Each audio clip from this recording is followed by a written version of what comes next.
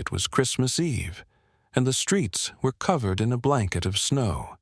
Families hurried home, their arms full of presents, the warm glow of festive lights reflecting in their smiles. Inside homes, laughter and music filled the air as people gathered around their decorated trees. But for one elderly man, Christmas was just another lonely night. He sat outside a restaurant, staring through the glass, watching strangers enjoy the warmth of a meal he couldn't afford. That's when Sarah, a hard-working single mother, saw him. Something about his tired eyes and fragile frame made her stop. She didn't know him, but in that moment, she couldn't ignore him. She made a decision.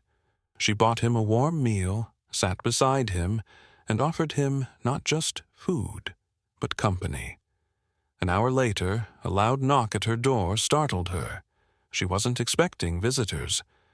When she opened it, 2 men in suits stood outside. "Are you Sarah Thompson?" one of them asked. She nodded slowly, heart pounding. "We need to talk. It's about Mr. Wilfred. Before we continue, comment where you're watching from and subscribe for more heartwarming real-life stories. Because this one, it will leave you speechless." Sarah stood frozen in the doorway, her breath visible in the cold winter air. The 2 men in suits stared at her, their expressions unreadable. Her heart pounded. "We need to talk. It's about Mr. Wilfred," one of them repeated. For a moment, she couldn't process what they had just said. Mr. Wilfred? The elderly man she had helped an hour ago? What could these men possibly want with her? "Is he okay?" she asked quickly. The taller of the 2 men exchanged a look with his colleague. "We'll explain everything, ma'am. May we come in?" Sarah hesitated. Strangers at her door this late at night. Her instincts as a single mother told her to be cautious, but something about their serious faces told her this wasn't a scam or a joke.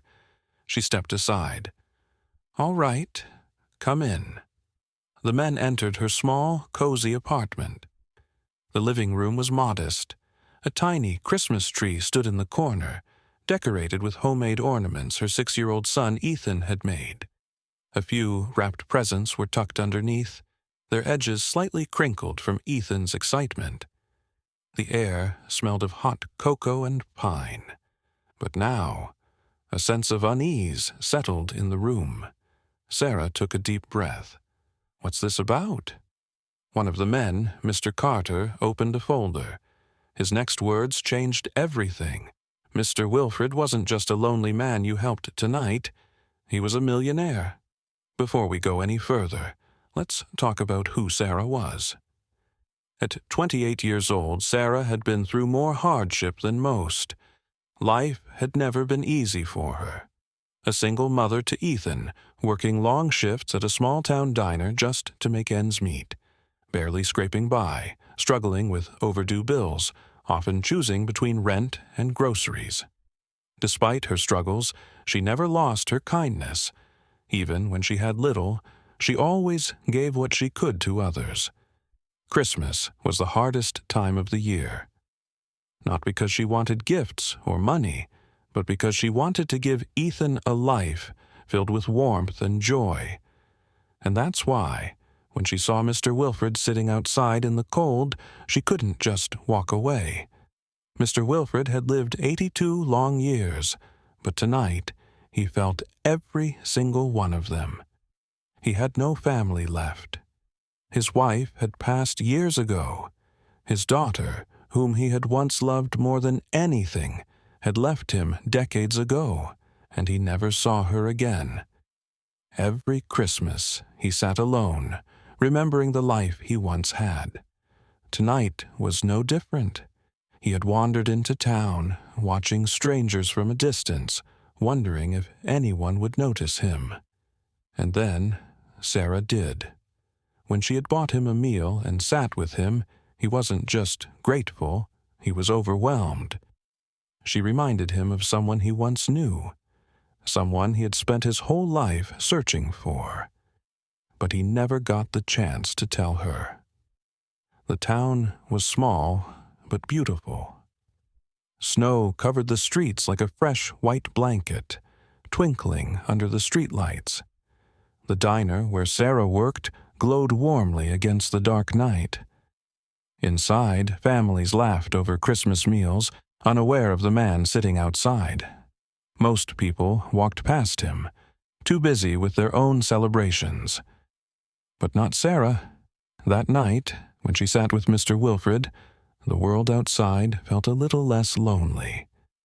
What she didn't realize was that her simple act of kindness would change her life forever. Because now, just an hour later, 2 lawyers were sitting in her living room, telling her something she could barely believe. Mr. Wilfred was searching for someone, Mr. Carter continued, flipping through a document. And we have reason to believe that someone is you. Sarah's eyes widened. "What are you talking about?" she whispered. The men exchanged another look before sliding a worn, old photograph across the table. Sarah picked it up with shaky hands. The image showed a young girl, no older than 4 or 5, standing next to a much younger Mr. Wilfred, a girl that looked exactly like her when she was a child. Her breath hitched. What is this?" she whispered. Mr. Carter sighed. "It's proof that Mr. Wilfred wasn't just a lonely stranger, Sarah. He was your grandfather."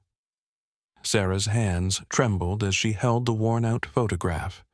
The little girl in the picture, her chubby cheeks, the small dimples, the wide, curious eyes. It looked exactly like the pictures of herself as a child. Her heart pounded in her chest. This isn't possible," she whispered, shaking her head. "My mother never talked about her family. She told me we had no one else." Mr. Carter, the lawyer, sighed. "We know this is overwhelming, but we have proof. Mr. Wilfred was your mother's father. He spent years looking for her, and, by extension, you." Sarah's breathing quickened. She glanced over at Ethan, who had fallen asleep on the couch, unaware that his entire life might have just changed. "If he was my grandfather," Sarah asked, her voice barely above a whisper, "why didn't he ever find us? Why didn't he ever try to meet me before tonight?" Mr. Carter exchanged a look with his colleague before sliding another document across the table. "Because your mother ran away when she was young, and she changed her name." Sarah's stomach dropped. She looked at the papers. The name she had always known her mother by wasn't there. Instead, written in faded ink, was another name entirely. Her mother had never told her she was someone else before.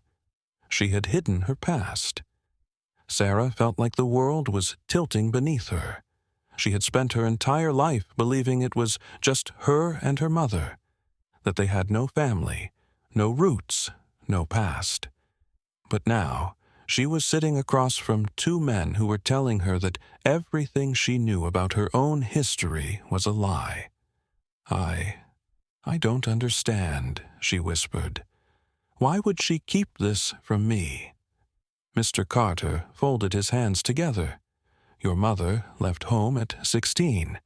Mr. Wilfred spent decades trying to find her, but she never wanted to be found." Sarah couldn't breathe. She had always believed her mother was a fighter, a survivor. But now, the pieces started to fall into place. The way she had always avoided questions about her past. The way she never spoke of grandparents, uncles, or a childhood home. Had she been running from something? Or had she just wanted to start over? "And Mr. Wilfred, he never stopped looking for her?" Sarah asked. Mr. Carter shook his head. "Number, he never gave up hope. And when he met you tonight, he knew. He knew you were her daughter." Sarah covered her mouth, tears stinging her eyes. She thought back to their conversation, the way he had looked at her, the sadness in his eyes. She had been a stranger to him, but to him, She had been family. A wave of guilt crashed over her. "I should have asked him more questions," she whispered. "I should have stayed longer. I should have—" Mr. Carter interrupted gently. "Sarah, you had no way of knowing. And the truth is, just meeting you was enough for him." She swallowed hard, trying to process it all. "But why did he send you to me now? Why tell me all of this?" The lawyers looked at each other before sliding one last envelope across the table. Sarah hesitated before picking it up. Inside was a letter, handwritten in shaky cursive. It was signed, "For my granddaughter, Sarah." Her hands shook as she held it. Mr. Carter exhaled. "Because, Sarah, Mr. Wilford passed away tonight." The room spun. Sarah sucked in a sharp breath, her chest tightening. "No, that can't be right. He was just with me. I gave him food. We talked. He was okay." Mr. Carter's eyes were sympathetic. "He was sick, Sarah, terminal. He knew he didn't have much time left." Sarah gripped the letter in her hands. She had spent her entire life thinking she had no family. And the moment she found out she did, he was already gone. A single tear slipped down her cheek. And deep inside, a new question began to form. What else did he leave behind? Sarah sat in stunned silence, her fingers trembling as she held the letter. Just minutes ago, she had learned that the man she had fed on Christmas Eve wasn't just a lonely stranger. He was her grandfather. And now he was gone. The room felt too quiet, the air heavy with unspoken emotions. The lawyers sat patiently, waiting, as if they understood that no words could possibly ease the shock she was feeling. She finally spoke, her voice barely above a whisper. "He left this for me?" Mr. Carter gave a solemn nod. "Yes. He knew he didn't have much time left. When he met you tonight, he wanted to make sure you knew the truth." Sarah swallowed hard, staring at the envelope. Her name was written on it in shaky cursive, the ink slightly smudged. "You don't have to open it now," the second lawyer, Mr. Harris, said gently. But Sarah shook her head. She had to. She slowly tore the envelope open, unfolding the fragile paper inside. The words, though slightly uneven, were written with care. And as she read, the tears began to fall. "My dearest Sarah, if you are reading this, it means I am no longer here. I wish I had more time. I wish I could have known you longer, seen you grow, met your son properly. But even though life didn't give me that chance, tonight, for the first time in years, I felt peace, because I finally found you. I never stopped looking for your mother. She was my only child, and when she left, she took a piece of my heart with her. I spent decades hoping she'd return. When I found out she had a daughter, you, I knew I had to meet you. But by then, I was too weak, too late. Sarah, I saw something in you tonight. Kindness, strength, the same fire your mother had in her eyes. She may have hidden her past, but she did something right. She raised you to be good. And that is why I am leaving everything to you. Not just my wealth, but my home, my memories. I know you've struggled. I know life hasn't been easy, but I want you to know you were never alone. My only regret is that I didn't find you sooner. I hope you will take what I've left and turn it into something beautiful. With love, your grandfather, Wilfred Dawson." By the time Sarah reached the end, her hands were shaking, tears blurring her vision. She wiped them away quickly, but her heart felt like it was breaking. "He was right there, and I didn't even know." Her voice cracked, full of regret. Mr. Carter's expression softened. "Sarah, he was at peace. He met you, even if it was just for a short time, and that was enough for him." Sarah clutched the letter to her chest. The pain of loss was sharp, but beneath it, there was something else, something unfamiliar. Belonging. For the first time in her life, she had a connection to her past. She had spent years believing she had no family, but she did. And now she had a choice to make. What did he mean when he said he was leaving everything to me? She asked hesitantly. The lawyers exchanged glances before placing a thick folder on the table. Mr. Wilfred had no other living relatives. In his will he left his estate, his savings, and everything he owned, to you and your son. Sarah's breath hitched. Estate? She echoed, eyes wide. Mr. Carter nodded. A home, a large property just outside of town. It's been in the Dawson family for generations. He wanted it to stay in the family, with you. Sarah felt overwhelmed. She'd spent years barely getting by, living paycheck to paycheck, struggling to keep a roof over Ethan's head. And now, she owned a house, a home she had never even known existed. Tears threatened to fall again. I don't know what to say. Mr. Harris smiled. You don't have to say anything right now. Just know that this is yours, and you can do whatever you want with it. Sarah's mind raced. What would she do with a house that belonged to a man she had just met? Then she looked at Ethan, her little boy, fast asleep on the couch, completely unaware that his life had just changed forever. She knew the answer. Sarah took a deep, shaky breath and looked up at the lawyers with newfound determination. I want to see it, she said. The house. I need to see where he lived. Mr. Carter smiled and nodded. Of course. We can arrange that.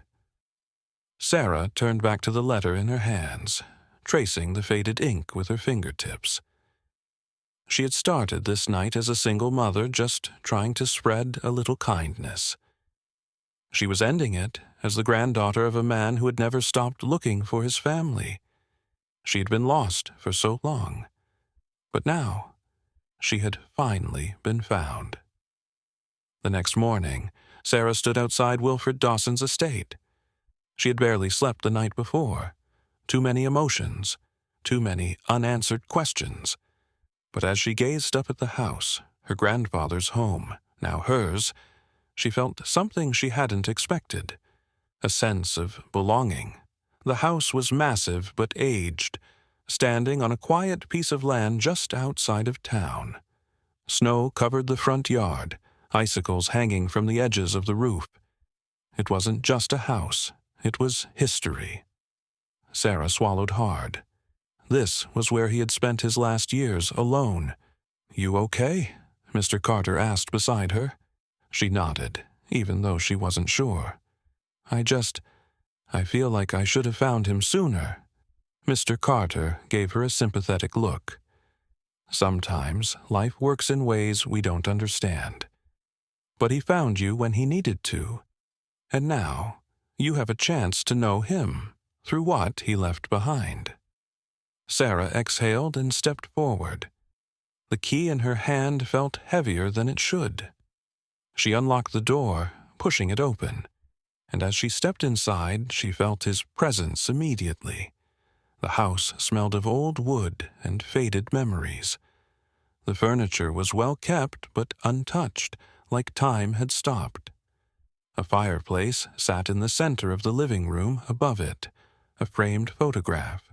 It was the same picture from the letter, her mother as a child, standing next to Wilfred. Sarah's throat tightened. Her mother had never told her about this place. He kept everything, she murmured. She ran her fingers over the wooden table, dust collecting on her fingertips. A lifetime of stories had been left behind here. Then, something caught her eye. A door slightly ajar at the end of the hallway. She felt a pull, a strange, unexplainable urge to go inside. Sarah pushed the door open and stepped inside. It was a small study, dimly lit, filled with books and papers. But what made her breath catch was what was on the wall. Dozens of newspaper clippings, letters, old photographs, all connected to one thing: his search for his daughter, for her mother. Sarah's heart pounded as she stepped closer. There were letters Wilfred had written but never sent, newspaper ads searching for a missing girl, even a handwritten note. "If I ever find her, I will tell her I never stopped loving her." Sarah clutched her chest. He had never given up. For years he'd been waiting, searching, hoping, and now she was here. She ran her fingers over a worn-out envelope, one addressed to her mother's old name. She had been carrying this weight her whole life, never knowing that somewhere, someone had been searching for her. Tears burned her eyes. "I wish she had told me," she whispered. Mr. Carter stepped beside her. "Your mother made her choice, Sarah. But your grandfather made his too. And in the end, he chose to give everything to you." Sarah swallowed back the emotion rising in her throat. She had spent her whole life believing she had no family, but the truth had been waiting for her all along. Sarah stood in the dimly lit study, her fingers tracing the old newspaper clippings that lined the walls. Her grandfather's life's work had been here all along, his search for family, for belonging, for a daughter who never returned. Her heart ached. He had spent years looking for her mother, and now he was gone before they could truly talk. But as she took a deep breath, she realized something. This wasn't just about loss. It was about the second chance he had given her. He had found her, and in his own way, he had left her a gift. Sarah turned to Mr. Carter, her voice steady. "I want to do something with this place. Not just keep it. I want it to mean something." Mr. Carter raised an eyebrow. "What do you have in mind?" Sarah looked around the house, this house that had held so many years of waiting and searching. She had an idea, a way to make sure his kindness didn't end with her. Over the next few months, Sarah worked harder than she ever had before. With the inheritance left behind, she renovated the house, not to sell, not to live in alone, but to turn it into something bigger. She transformed it into a community home, a place for people who had nowhere else to go on holidays, especially the elderly, the forgotten, and those in need. The dining room, once silent and empty, became a place for shared meals. The living room, once filled with old furniture, became a space for laughter, conversation, and warmth. The house that had once waited for someone finally had people inside it. And, at the center of it all, Sarah made sure there was always a seat left open at the dinner table, just like the one she had offered to Wilfred on that Christmas Eve. The first Christmas in the home was nothing like the ones before. The house was full of people, elderly men and women who had no one else, children from struggling families, single parents just like Sarah. Laughter filled the air, the smell of food and warm cinnamon candles making the house feel alive again. A small portrait of Wilfred Dawson was placed by the fireplace, surrounded by Christmas lights, a tribute to the man who had started it all. Sarah stood at the kitchen counter watching as Ethan ran around, playing with some of the children. He had always wanted a bigger family, and now he had one. Mr. Carter, who had helped her set everything up legally, approached her with a smile. "You've done something incredible here." Sarah exhaled, looking around at the home that had once been filled with only silence. It was filled with warmth now. "I think he would have wanted this," she said softly. "A place where no one ever feels alone again." And for the first time, she knew she had made the right choice. As Sarah stepped outside for a moment of quiet, she looked up at the night sky. Snowflakes drifted down gently, covering the world in soft white. For the first time in a long time, she didn't feel lost. She felt found. Her grandfather had spent years searching for someone he loved, and in the end, he had given her something she never expected, a home, a family, and a purpose. She wiped away a tear, smiling. "Thank you, Grandpa," because kindness, in the end, always comes back in ways we never expect. As Sarah stood outside, watching the snowfall gently cover the world in white, she felt something she hadn't in a long time: peace. This house, once silent and filled with loneliness, was now alive. Laughter and warmth flowed through the walls. People gathered inside, sharing meals, stories, and companionship. It wasn't just a house anymore. It was a home. Wilfred had spent his life searching for his family, longing to reconnect. And while time had taken him before they could truly know each other, his final act of love had changed Sarah's life forever. Because of him, she wasn't just surviving anymore. She was building something lasting. She had turned an old man's sorrow into a place of joy, healing, and second chances. And as she stepped back inside, hearing Ethan laugh among his new extended family, she realized something. Family isn't just about blood. It's about love, about kindness, about never letting someone feel alone. And it all started with one simple act: a warm meal on a cold Christmas Eve. Do you believe that kindness always comes back in unexpected ways? Let us know in the comments. If you believe that one act of kindness can change a life, hit that like button and subscribe for more heartwarming stories.